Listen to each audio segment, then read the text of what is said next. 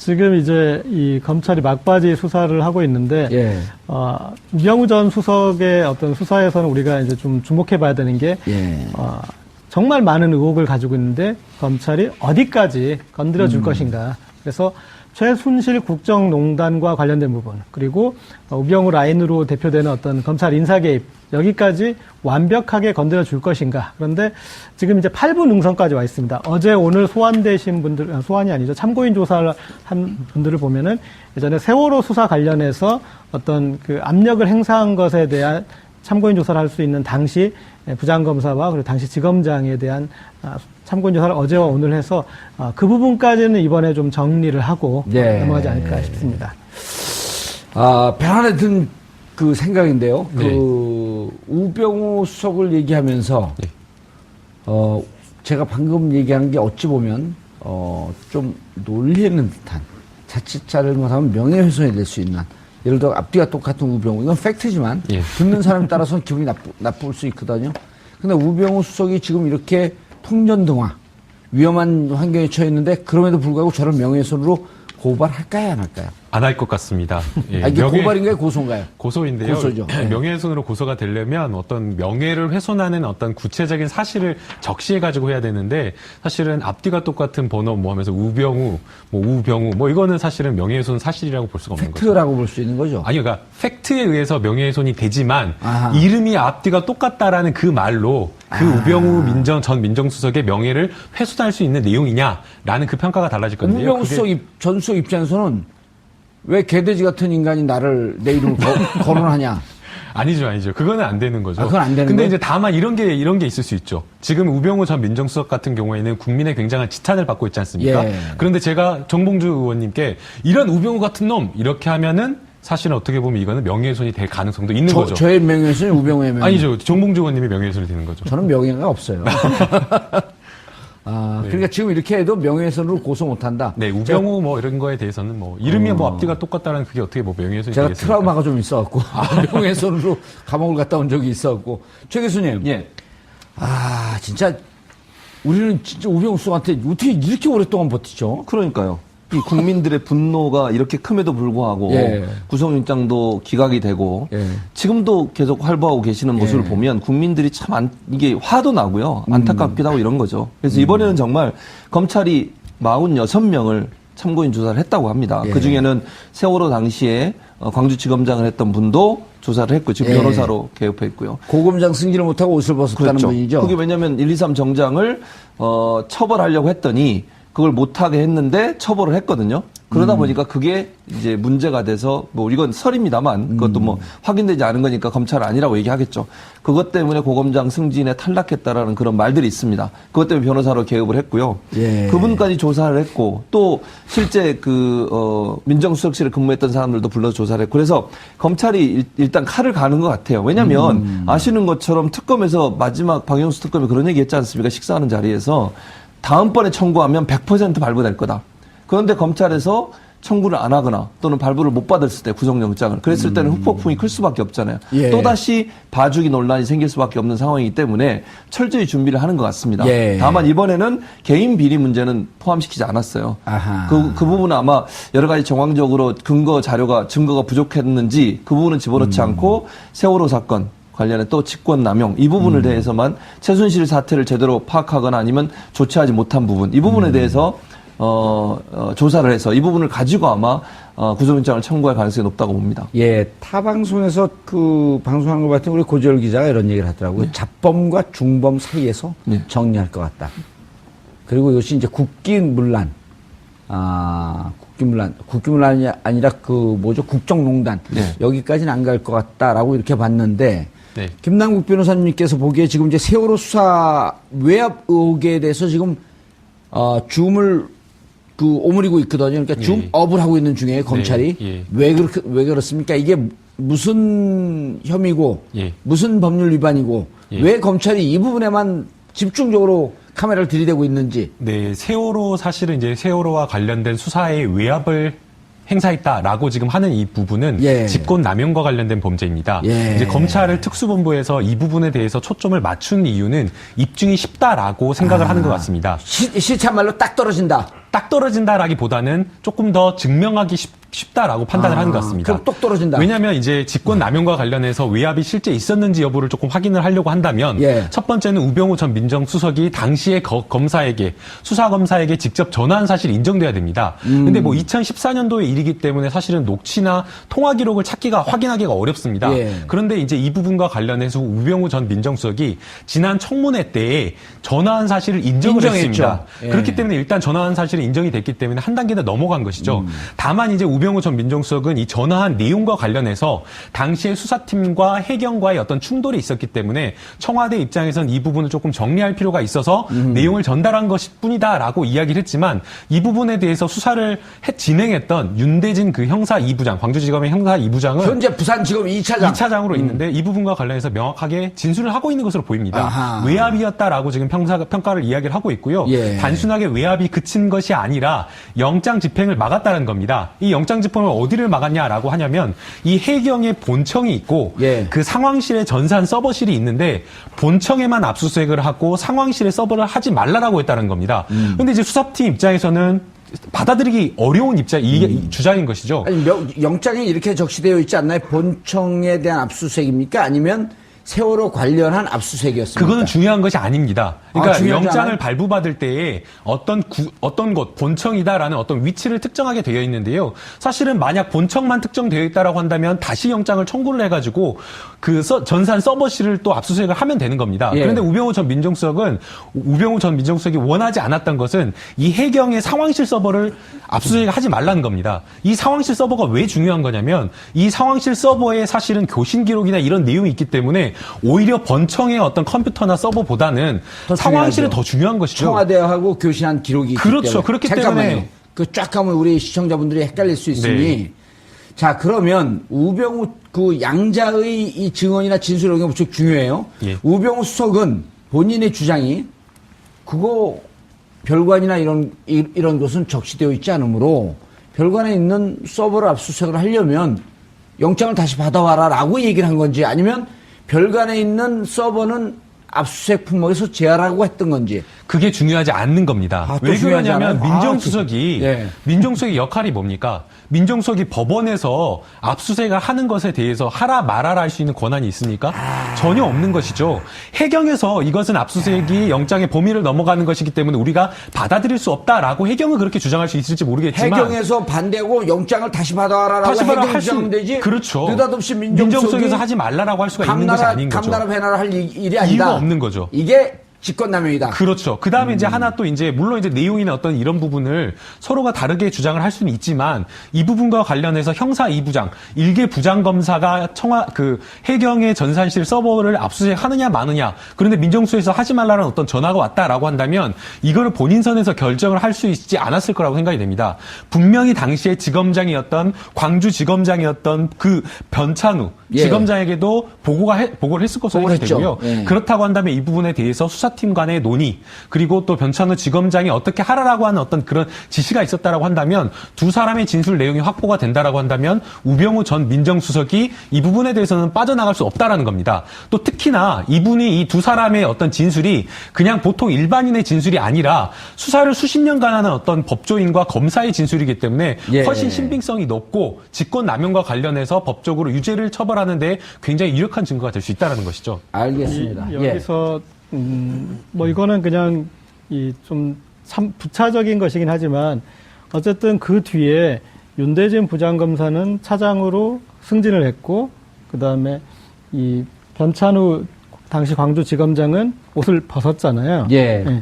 고검장 승진이 안 되는데 잠깐만요. 그렇게 넘어가기 전에 네. 고검장 승진이 유력했던 분인가요? 어떻게 됐던가요, 변찬우? 그건 잘 모르죠. 예, 그건 잘 근데 모르겠습니다. 광주지검장이면 고검장 승진에 어쨌든 케이스에는 들어가 있던 이제 분이고. 제가 이제 광주 출신이고 광주 법조계를 좀 알기 때문에 제가 그때 당시에 광주에서 들은 법조인들한테 들은 이야기는 예. 사실은 이제 세월호 수사 같은 경우는 굉장히 국민적 관심이 높은 수사 아니겠습니까? 예. 그렇기 때문에 굉장히 수사나 이런 부분에 있어서 고생을 했고 힘들었기 때문에 일반적으로 이런 큰 국가적인 사건을 수사를 하고 나면 영전을 하는 게 맞다라고 합니다. 아, 그런데 이제 그 고검장으로? 부분과 관련해서 영전을 하지 못하고 오히려 승진해서 누락됐기 때문에 이 부분과 관련해서 결국에는 청와대의 심기를 거스른 거 아니냐라는 아하. 그런 이야기가 있었습니다. 알겠습니다. 예, 말씀하시죠.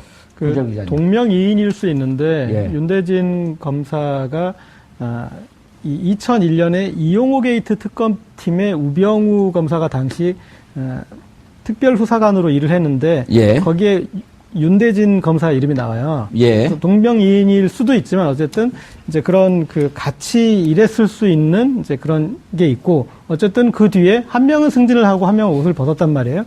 그리고 조사를 윤대진 차장은 4월 3일 날 하고 그다음에 4월 4일에 변찬우 변호사를 했는데 그때 어떤 이 받아들인 사람과 받아들이지 않은 사람 어떤 그런 차이, 그다음에 진술의 차이, 이게 미세하게 있을 수도 있는 것 같습니다. 그러니까, 어허, 그런데, 그러면은 그게 몇 년도라고요? 2001년 12월에부터 시작됐던 수사입니다. 2001년 12월. 무슨 수사요? 이용호 게이트 특검. 이용호 게이트 특검. 네. 야, 근데 이게 애매하네요. 그 윤대진 차장 검사하고 우병우 수석하고 나이는 엇비슷하고요. 우병우 수석은 19기인데 여기 윤대진 검사는 25기거든요. 25기면 2001년도에 검사가 됐나요? 25기 충분히 될 수 있는 나이죠. 예, 25기면은 네. 몇 년도 인간이죠, 이게? 그거는 이제 임관은 그 예. 반드시 검사를 뭐 졸업했다고, 그래도 그러니까 대체로. 연수했다고 대체로 한다고 하면 한 23년 전 정도로 봐야 될 것 같습니다. 90년. 그렇죠. 90년 중반쯤에는 90년 이미 중반 정도, 네. 왜냐면 우리 후배가 24기거든요. 아. 그러니까 그때쯤인데 그러면 2001년 이용호 특검 이게 그 비슷한 때의 사건이기도 하겠네요. 네. 하여튼 뭐 이거는 뒤에 좀 다시 한번 제가 이제 자료를 보다 보니까 예. 동명이인인지 하여튼 이름이 나와서. 그때 둘이 싸웠대요? 아니, 그게 아니에요. 그때는 당시에 3인방으로 불리면서 수사를 제법 잘 했던 것 같습니다. 같이 있었는데 지금은 이제 세월이 흘러갖고 좀 다른 포지션에 있었을 수도 있겠다. 이걸 지적을 하신 거예요. 그리고 이 우병우 전 수석의 경력을 쭉 보다 보면은 수사에 관한 압력을 많이 받아요. 네, 그래서 또 너무 거물을 건드리다가 물을 먹기도 하고 이런 일련의 과정을 겪으면서 노하우가 좀 생겼을 수도 있고요. 예. 아니, 그 우병우 수석은 유명하긴 최진봉 교수님 예. 그 MB 정권 출범하자마자 예. 김윤옥 여사인가요? 그 MB 그 부인이 김윤옥 여사의 사촌 언니인가 공천 네, 언급 있었죠. 때문에 구속되는 네, 사태가 있는데 그랬었죠. 그거 조사한 사람이 우병우 검사예요. 예, 그랬었죠. 그러시죠. 예. 그래갖고 MB 정권 내부에 내내 예. 두 가지 일 때문에 그러니까 그렇게 친인척을 건드렸다라고 하는 것, 또 하나는 예. 노무현 대통령을 결국 죽음으로 몰고 가는 그 그렇죠. 수사를 일선 수사 담당 검사였기 때문에 MB 정부로서도 승진시키거나 검사장으로 승진시키는 좀 부담스러웠다라고 하는 그렇죠. 후문은 있었단 말이에요. 네, 맞습니다. 그러니까 수사 아주 핵심적으로 특수를 통해서 수사는 제일 잘하는 검사로 그랬었죠. 네. 그렇게 알려져 있었는데 진급을 못했잖아요. 예, 그런데 그 1, 2, 3정은 또 어떤 내용이죠, 그게? 그 1, 2, 3정 같은 경우에는 1, 2, 3 정장이죠. 정장이죠. 예, 예. 그러니까 그 배의 선장이라고 할 수 있겠죠. 그렇죠. 그 해경에. 예. 근데 업무상 과실치사 혐의가 있어요. 그러니까 제대로 구조를 안 했다고 하는 거잖아요. 예. 업무를 하는 과정에 있어서 과실이 있어서 사람이 사망에 이르게 했다는 거 아니겠습니까? 그 범죄 행위로 기소를 하려고 했어요. 예. 그때 당시 광주지검장이 그랬는데 우병우 전 수석이 전화를 해서 하지 말라고 압력을 넣은 거죠. 예, 과실치사 혐의로 기소하지 말라고. 아하. 그럼 결국은 뭐냐면 1, 2, 3정의 정장은 책임이 없는 거잖아요. 예. 왜냐하면 1, 2, 3정 정장이 책임이 있게 되면 국가가 제대로 생명을 구하지 못했다고 하는. 구조 작업을 제대로 하지 못했다. 그렇죠. 왜냐하면 아하. 해경은 국가 기관이지 예. 않습니까? 그러다 보니까 결국은 우병우 전 수석 입장에서는 정부의 책임을 좀 무마시키기 위해서 1, 2, 3 정장을 업무상 과실치사로 기소하는 것을 방해하기 위한 작업을 했다고 볼 수 있죠. 이것도 사실은 고유의 어떤 그 광주지검장의 업무에 영향을 미쳐서 제대로 처벌을 못하게 만드는 그런 요소라고 볼 수 있기 때문에 이것도 직권남용이라고 볼 수 있는 부분인 거죠. 예. 아까 윤대진 그 검사와 관련해서 저희 법조인 어플이 있어가지고 확인을 해보니까요. 변호사와 이제 검사, 판사 다 검색이 될 수가 있는데요. 윤대진 그 법조인은 딱 한 명, 윤대진 지금 부산 2차장 검사 그 딱 한 명으로 나오는 걸 보면 이용호 게이트 3인방 중 한 명이 맞는 것 같습니다. 오, 무병우하고? 예. 동부지청의 형사 6부에 함께 근무한 것으로 확인이 되는 것 같습니다. 예. 야, 그러면 둘이 그때는 무척 그 팀에 있으면서 꽤 친밀한 관계였었는데. 그랬을 가능성이 높죠. 왜냐하면 당시에 이제 이용호 게이트와 관련해서 예. 특검 3인방이라고 불리면서 수사를 굉장히 잘했다라고 평가를 지금 받았기 때문에요. 예, 아마도 그랬을 가능성이 높아 보입니다. 예. 우리가 우병우 라인이 구축되는 게 2015년 1월에 우병우 비서관이 수석이 됩니다. 그리고 2015년 2월에 검찰 인사가 대대적으로 있었는데 그때부터 어떤 이제 우병우 라인의 구축기로 들거든요. 그런데 예. 보면은 세월호 당시 2014년에는 부장검사였고 그다음에 그 뒤에 예, 차장검사가 됐단 말이에요. 정확하게 수석이 되는 시점은요. 2015년 1월경. 예, 2015년 1월경. 1월경. 그러니까 그 김영한 수석이 옷을 벗고 예, 예. 그때는 뭐 실질적으로 김영한 수석은 있어도 2014년 11월서부터는 거의 식물수석으로 네. 우병우 비서관이 김기춘 실장과 직보하는 관계가 있었던 그때죠. 예, 그리고 검찰 수사 이제 2015년 2월 이후 인사를 그렇죠. 우리가 이제 우병우 라인이 구축되는 인사로 보고 있습니다. 예. 김남국 변호사님. 예. 네. 김종묵 검사님으로 보내서 특수본에서 우전 수석의 직무유기를 했는지에 대해서 민정수석실 대응 문건 이것도 또 문제가 되는 거 아니에요? 이것도 직무유기 아니냐? 어떤 문건이 나온 건가요? 예, 문건의 내용이 굉장히 좀 중요하다라고 생각이 됩니다. 예. 사실은 이제 민정수석실에서 역할 자체가 청와대 관계자나 아니면 국가 공무원의 어떤 비위 사실이 있다라고 한다면 이것을 덮는 것이 아니라 이것을 철저히 수사하고 거죠. 밝히는 게 사실은 민정수석의 역할이라고 할 것입니다. 그런데 이제 지난해 9월에 이제 K스포츠재단과 미르재단 문제가 터졌을 때 민정수석실에서 이 부분과 관련된 법률 검토를 한 것으로 보입니다. 근데 이 부분과 관련해서 사실은 수사해서 낱낱하게 조사를 해서 낱낱하게 이 사실을 밝힌 것이 아니라 이것을 좀 덮는 방향으로 조금 했던 것 같습니다. 그래서 실제로 최순실 씨가 K스포츠재단과 미르재단과 관련해서 돈을 빼내거나 유용한 사실이 없는 거 아니냐. 그렇다고 한다면 사실은 이거는 법적으로 문제가 없다라고 지금 평가를 한 겁니다. 그러면서 이제 사실은 이 대응 자체를 사실은 제일 문제가 된 거는 K스포츠재단과 미르재단의 자금이 유용됐다라는 부분이 아니라 모금 과정의 불법성이 있는 것이기 때문에 사실은 그 부분에 초점을 맞춰가지고 판단을 하고 법적인 조언을 했어야 되는데 그렇게 하지 않고 자금 유용 부분에 초점을 맞추게 한 겁니다. 사실은 모은 과정이 지금 법적으로 문제가 되는 그렇죠. 거 아니에요? 예, 거기가 모은 불법성이 과정이 있는 거니까요. 강요냐 아니면 뇌물죄냐 뇌물이냐. 여기 있는데 모은 것을 선의로 모았고 자발적으로 모았고 이것이 이 돈을 유용하지 않아요. 근데 그때 비슷한 논조의 언급이 대통령으로부터 있었습니다. 나온단 말이에요. 제가 이제 그 문건 안에 들어있는 내용 그대로 불러드리면요. 재단 출연금 모금 과정이 아니라 재단 자금 유용 등 불법성이 없다는 프레임으로 전환을 해야 된다라고 하면서 결국에는 2015년도에 문건 유출 그때 당시에 국정농단이 있었던 십상시 문건 유출 그 사건을 사실은 국정농단이 아니라 문건 유출로 프레임 전환하듯이 이것도 역시 마찬가지로 자금 유용 프레임으로 바꾸려고 한 겁니다. 프레임 전환의 전문가네요. 그런 것이죠. 그러니까 예. 사실은 이거와 관련해서 민정수석실이 본인의 어떤 역할을 한 것이 아니라 그것을 더 넘어서서 완전히 이것은 직무를 유기했다라고 또 평가를 할 수 있는 것인 것 같습니다. 근데 이게 그래가지고 안종범 전 수석, 이승철 전 정경련 부회장한테 전달한 거잖아요. 그 말은 결국 증언할 때 이걸 참고해서 증언하라는 거 아니겠습니까? 증거인멸도 되는 거 아니에요? 그러니까 이 사람들이 예를 들면 조사받는 과정에 있어서 프레임 자체를 이렇게 바꿔서 재단 모금에 집중돼 있는 조사 과정이나 언론의 보도 내용을 물타기 해서 재단 모금은 전혀 밖에 나오지 못하게 하고 유용한 적이 없다라고 하는 점들을 강조해서 본인들의 불법성을 숨기려고 했던 의도가 있는 것이고 그러기 위해서 안종범과 이승철 부회장한테 이걸 전달한 거죠. 근데 본인은 지금 뭐라고 주장하냐면 본인은 모른다고 얘기해요. 어허. 근데 이해가 됩니까 이게? 민정수석실에 물론 문건인데. 그렇죠. 본인이 작성 안 했을 수는 있지만 본인이 이걸 모르는 상태에서 그런 밑에 비서관이 스스로 작성해서 이걸 전달했다는 거잖아요. 아니 본인이 전결 사항이겠죠. 그렇죠. 민정수석실 문건이면. 당연하죠. 수석실에서 나오는 문건을 수석이 모르고 밑에서 비서관들이 일방적으로 행정관이나 비서관이 작성해서 이승철 부회장이나 아니면 안종범 수석한테 전달했다. 이걸 누가 믿을 수 있겠습니까? 말이 안 되는 거 아니겠어요? 그러니까 김남국 변호사님 예. 이게 이쯤 되면은 우병우 수석이 내가 그 국가 중요 직책으로 있으면서 청와대 중요 직책으로 있으면서 국정농단도 눈을 감았고 사실 이마저마해서 이런 일을 했습니다라고 하면서 국민들에게 양심 고백하고 자백하는 게 맞는 거 아니에요? 아니, 당연히 맞는 거죠. 그러니까 예. 법률적으로 죄가 되느냐 안 되느냐를 떠나서 사실은 최순실 씨의 국정농단을 방조한 건 맞지 않습니까? 예. 막지를 못했고 사실은 적극적으로 뭔가를 막았어야 했는데 그러한 역할을 하지 않았던 것 오히려 프레임을 자체- 전환하면서 그러니까요. 범법 행위를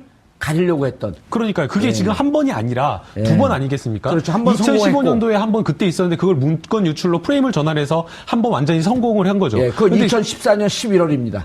2014년 12월 해가지고 예. 2011월 수사가 아마 2015년도에 수사가 종료가 됐습니다. 덮였죠. 예. 당시에 이제 제가 그때 고발장 작성에 참여를 했었습니다. 아하. 그래가지고 이제 그때 이제 왜 참여했어요, 거기에? 어디 소속인데? 저는 그 변호사인데요. 예.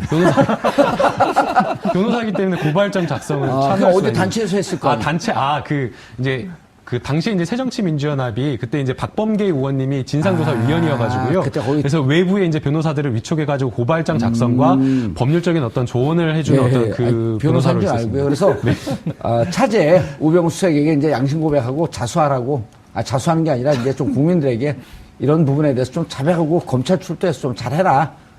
영상 메시지 한번 보내주시죠. 자, 카메라 클로즈업 해주세요. 이게 너무 멀어. 예. 김남국 변호사님, 우병우 수석이 지금 보고 있어요. 네. 우병우 전 수석이. 예. 안녕하세요, 우병우 씨. 제가 잘은 모르지만 국민을 대신해서 좀 말씀을 드리고 싶습니다. 아마도 여러 가지로 곤혹스럽고 곤란한 상황일 것으로 생각이 됩니다. 그런데 이 부분에 대해서 너무 부담스럽게 생각하지 마시고요. 서울구치소로 가게 되면 모든 게 해결이 된다라고 생각이 됩니다. 본인의 어떤 잘못이 있다라고 한다면 지금이라도 국민 앞에 서서 정말 잘못했다라고 뉘우치는 반성하는 모습을 보이는 게 필요하다라고 생각이 되고요. 본인이 법조인이기 때문에 이게 죄가 안 되냐, 죄가 되느냐 안 되느냐와 관련해서 법리적으로 많은 고민을 하고 계실 것으로 생각이 되는데 그런 어떤 법리적인 고민보다는 정말 국민 앞에서 이 국정농단 사태를 막지 못한 도의적인 책임, 공직자로서의 도리를 조금 더 생각해 주셨으면 하는 바람입니다. 그렇기 때문에 본인의 어떤 책임지는 모습을 가지고서라도 의왕구치소로 좀 가셔서 의왕시에서 지금 국무회의가 열릴 수가 없다라고 지금 하고 있지 않습니까? 본인이 지금 없다고 하셔가지고 그러니까 하루빨리 잘못한 것을 국민 앞에 용서를 구하고 의왕구치소로 가실 수 있으면 좋겠습니다. 예.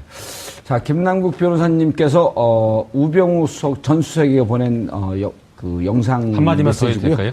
예, 다시 잡아주세요. 아니요, 한마디 더 하죠. 짧게 그 제가 있다라고 제가 판단을 드리는 것은 아니고요. 예. 제가 있다라고 한다면 수사를 철저히 받고 의왕교도소로 가시라는 겁니다. 의왕구치소로. 의왕구치소. 서울구치소로. 예, 네네. 알겠습니다. 예.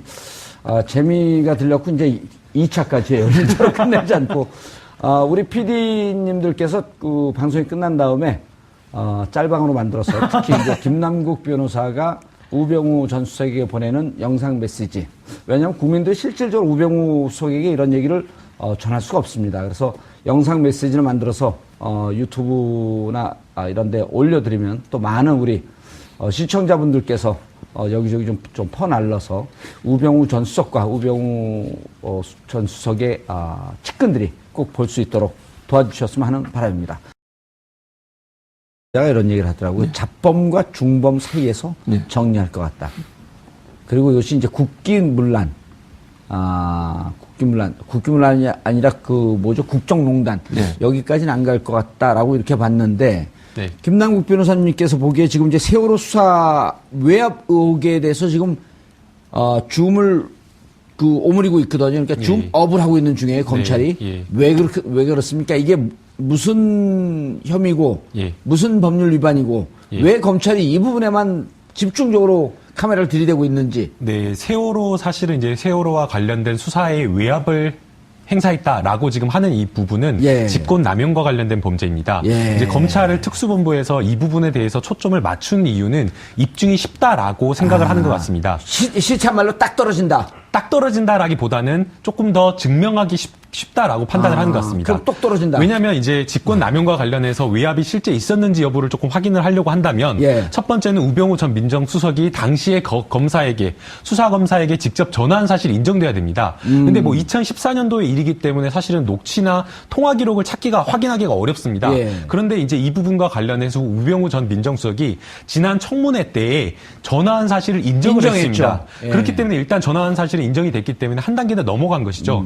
다만 이제 우병우 전 민정수석은 이 전화한 내용과 관련해서 당시에 수사팀과 해경과의 어떤 충돌이 있었기 때문에 청와대 입장에서는 이 부분을 조금 정리할 필요가 있어서 내용을 전달한 것일 뿐이다라고 이야기를 했지만 이 부분에 대해서 수사를 진행했던 윤대진 그 형사 2부장, 광주지검의 형사 2부장은 현재 부산지검 2차장으로 있는데 이 부분과 관련해서 명확하게 진술을 하고 있는 것으로 보입니다. 외압이었다라고 지금 평가를 이야기를 하고 있고요. 단순하게 외압이 그친 것이 아니라 영장 집행을 막았다는 겁니다. 이 영장 집행을 어디를 막았냐라고 하냐면 이 해경의 본청이 있고 그 상황실에 전산 서버실이 있는데 본청에만 압수수색을 하고 상황실에 서버를 하지 말라라고 했다는 겁니다. 이렇게 하면은 사실은 어떻게 보면 이거는 명예훼손이 될 가능성도 있는 거죠. 저의 명예훼손이 우병우의 명예훼손. 아니죠. 정봉주 의원님의 명예훼손이 되는 거죠. 저는 명예가 없어요. 그러니까 지금 이렇게 해도 명예훼손으로 고소 못한다. 네, 우병우 뭐 이런 거에 대해서는 뭐 이름이 뭐 앞뒤가 똑같다는 그게 어떻게 뭐 명예훼손이 제가 되겠습니까? 트라우마가 좀 있어갖고 명예훼손으로 감옥을 갔다 온 적이 있어갖고 최 교수님. 예. 진짜 우리는 진짜 우병우 수석한테 어떻게 이렇게 오랫동안 버티죠? 그러니까요. 이 국민들의 분노가 이렇게 큼에도 불구하고 예. 구속영장도 기각이 되고 예. 지금도 계속 활보하고 계시는 모습을 보면 국민들이 참 이게 화도 나고요. 안타깝기도 하고 이런 거죠. 그래서 이번에는 정말 검찰이 46명을 참고인 조사를 했다고 합니다. 예. 그중에는 세월호 당시에 광주지검장을 했던 분도 조사를 했고 지금 예. 변호사로 개업했고요. 고검장 승진을 못하고 옷을 벗었다는 그렇죠. 분이죠. 그게 왜냐하면 123 정장을 처벌하려고 했더니 그걸 못하게 했는데 처벌을 했거든요. 그러다 보니까 그게 이제 문제가 돼서 뭐 이건 설입니다만 그것도 뭐 확인되지 않은 거니까 검찰 아니라고 얘기하겠죠. 그것 때문에 고검장 승진에 탈락했다라는 그런 말들이 있습니다. 그것 때문에 변호사로 개업을 했고요. 예. 그분까지 조사를 했고 또 실제 민정수석실에 근무했던 사람들도 불러서 조사를 했고 그래서 검찰이 일단 칼을 가는 것 같아요. 왜냐하면 아시는 것처럼 특검에서 마지막 박영수 특검이 그런 얘기 했지 않습니까? 식사하는 자리에서 다음번에 청구하면 100% 발부될 거다.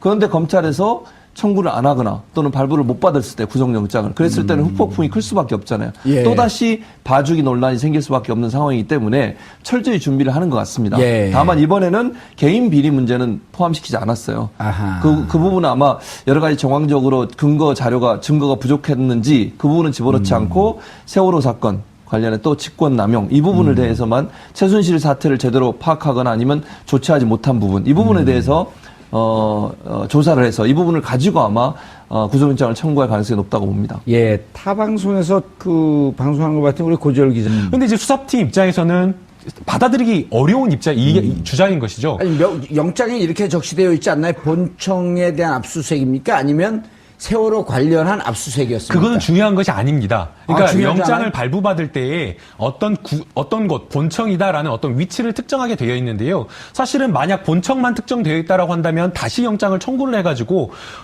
전산 서버실을 또 압수수색을 하면 되는 겁니다. 예. 그런데 우병우 전 민정수석이 원하지 않았던 것은 이 해경의 상황실 서버를 압수수색을 하지 말라는 겁니다. 이 상황실 서버가 왜 중요한 거냐면 이 상황실 서버에 사실은 교신 기록이나 이런 내용이 있기 때문에 오히려 본청의 어떤 컴퓨터나 서버보다는 상황실이 더 중요한 것이죠. 청와대하고 교신한 기록이 있기 그렇죠. 때문에. 그렇기 잠깐만요. 때문에. 그 쫙 가면 우리 시청자분들이 헷갈릴 수 있으니. 네. 자, 그러면 우병우 그 양자의 이 증언이나 진술 이런 게 무척 중요해요. 예. 우병우 수석은 본인의 주장이 그거 별관이나 이런 것은 적시되어 있지 않으므로 별관에 있는 서버를 압수수색을 하려면 영장을 다시 받아와라라고 얘기를 한 건지 아니면 별관에 있는 서버는 압수수색 품목에서 제하라고 했던 건지. 그게 중요하지 않는 겁니다. 또 왜 중요하지 그러냐면 않아요? 민정수석이 예. 민정수석의 역할이 뭡니까? 민정수석이 법원에서 압수수색을 하는 것에 대해서 하라 말아라 할 수 있는 권한이 있습니까? 전혀 없는 것이죠. 해경에서 이것은 압수수색이 영장의 범위를 넘어가는 것이기 때문에 우리가 받아들일 수 없다라고 해경은 그렇게 주장할 수 있을지 모르겠지만 해경에서 반대하고 영장을 다시 받아와라라고 다시 받아 해경 할 수- 주장하면 되지. 그렇죠. 느닷없이 민정수석에서 하지 말라라고 할 수가 있는 것이 아닌 거죠. 감나라 배나라 할 일이 아니다. 이유가 없는 거죠. 이게 직권남용이다. 그렇죠. 그 다음에 이제 하나 또 이제, 물론 이제 내용이나 어떤 이런 부분을 서로가 다르게 주장을 할 수는 있지만, 이 부분과 관련해서 형사 2부장, 일개 부장검사가 해경의 전산실 서버를 압수수색 하느냐 마느냐, 그런데 민정수에서 하지 말라는 어떤 전화가 왔다라고 한다면, 이거를 본인 선에서 결정을 할 수 있지 않았을 거라고 생각이 됩니다.